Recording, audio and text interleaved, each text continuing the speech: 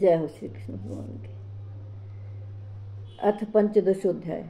श्री कृष्ण भगवान बोले, आदि पुरुष परमेश्वर रूप मूल वाले और ब्रह्मा रूप मुख्य शाखा वाले जिस संसार रूप पीपल के वृक्ष को अविनाशी कहते हैं तथा वेद जिसके पत्ते कहे गए हैं, उस संसार रूप वृक्ष को जो पुरुष मूल सहित तत्व से जानता है वह वेद के तत्व को जानने वाला है।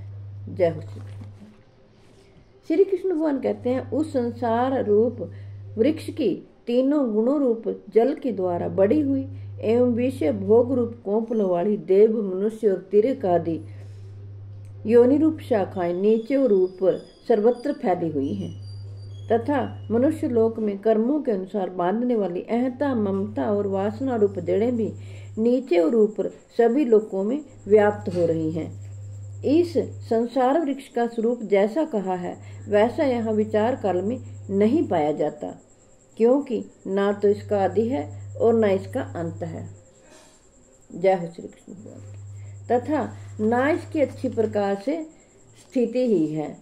इसलिए इस अहंता, ममता और वासना रूप अति दृढ़ मूलों वाले संसार रूप पीपल के वृक्ष को दृढ़ वैराग्य रूप शस्त्र द्वारा काटकर उसके पश्चात उस परम पद रूप परमेश्वर को भली भांति खोजना चाहिए, जिसमें गए हुए पुरुष फिर लौटकर संसार में नहीं आते और जिस परमेश्वर से इस पुरातन संसार वृक्ष की प्रवृत्ति विस्तार को प्राप्त हुई है, उसी आदि पुरुष परमेश्वर की मैं शरण हूँ, आदि पुरुष नारायण देव की मैं शरण हूँ। इस प्रकार दृढ़ निश्चय करके उस परमेश्वर का मनन और निधिध्यासन करना चाहिए, जिनका मान और मोह नष्ट हो गया है।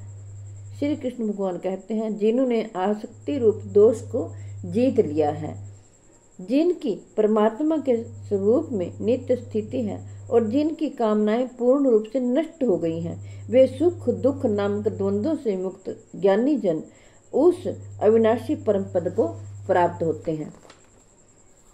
जिस परम पद को प्राप्त होकर मनुष्य लौट कर संसार में नहीं आते, उस स्वयं प्रकाश परम पद को न सूर्य प्रकाशित कर सकता है, न चंद्रमा और न अग्नि ही वही मेरा परम धाम है। इस देह में यह जीवात्मा मेरा ही सनातन अंश है और वही इन प्रकृति में स्थित मन और पांचों इंद्रियों को आकर्षण करता है। वायु गंध के स्थान से गंध को जैसे ग्रहण करके ले जाता है, वैसे ही देह आदि का स्वामी जीवात्मा भी जिस शरीर का त्याग करता है, उससे इन मन से इंद्रियों को ग्रहण करके फिर जिस शरीर को प्राप्त होता है उसमें जाता है। यह जीवात्मा श्रोत्र, चक्षु और त्वचा को तथा रसना, घ्राण और मन को आश्रय करके अर्थात इन सब के सहारे से ही विषयों का सेवन करता है। शरीर को छोड़कर जाते हुए को अथवा शरीर में स्थित हुए को अथवा विषयों को भोगते हुए को, इस प्रकार तीनों गुण से युक्त हुए को अज्ञानी जन नहीं जानते। केवल ज्ञान रूप नेत्रों वाले विवेकशील ज्ञानी ही तत्व से जानते हैं। यत्न करने वाले योगी जन भी अपने हृदय में स्थित इस आत्मा को तत्व से जानते हैं, किंतु जिन्होंने अपने अंतःकरण को शुद्ध नहीं किया है, ऐसे अज्ञानी जन तो यत्न करते रहने पर भी इस आत्मा को नहीं जानते। सूर्य में स्थित जो तेज संपूर्ण जगत को प्रकाशित करता है तथा जो तेज चंद्रमा में है और जो अग्नि में है, उसको तो मेरा ही तेज जान।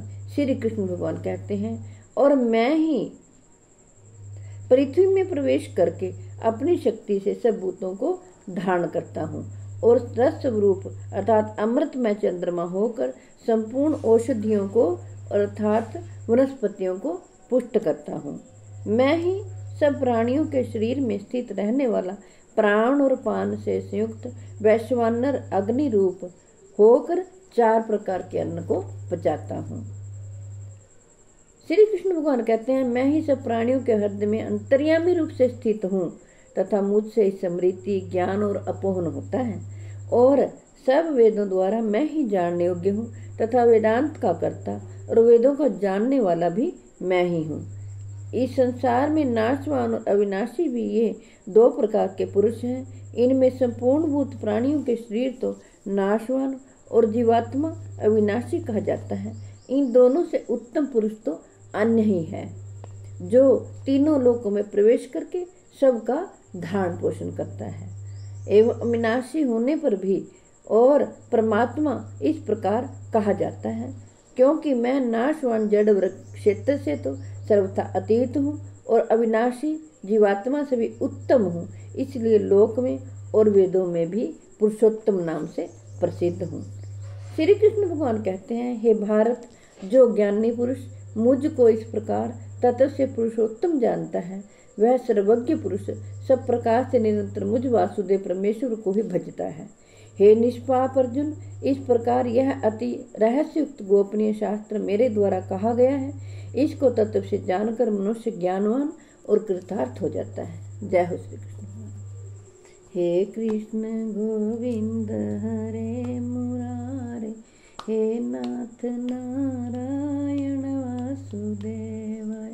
हे कृष्ण गोविंद हरे मुरारे, हे नाथ नारायण वासुदेवाय। जय हो श्री कृष्ण भगवान की। मेरी आपसे हाथ जोड़कर प्रार्थना है कि आपके घर में जो बीमार हों, लाचार हों, चल फिर ना सकते हों, आप उन्हें जरूर भगवत गीता जी का पाठ सुनाएं और अपने बच्चों को भी प्रेरित करें वो भगवत गीता जी का पाठ पढ़ें और सुनें, ताकि श्री कृष्ण भगवान उनकी सदा रक्षा करें और वो सदमार्ग पर चलें। विश्व के कल्याण के लिए, जगत के कल्याण के लिए मैंने यह भगवत गीता जी का पाठ आपको पढ़कर सुनाया है। मैं आशा करती हूँ आप सभी इसका लाभ उठाएंगे, क्योंकि भगवान के भजन के बगैर कुछ भी सही नहीं है, सब व्यर्थ है। हमें प्रभु का भजन करना चाहिए जब तक मेरे तन में प्राण है। हे प्रभु, मैं तेरे ही गुण गाऊं, क्योंकि जगत मिथ्या है और तू सत्य है। हे प्रभु आदि पुरुष नारायण देव, मैं आपकी शरण हूँ। जय हो श्री कृष्ण।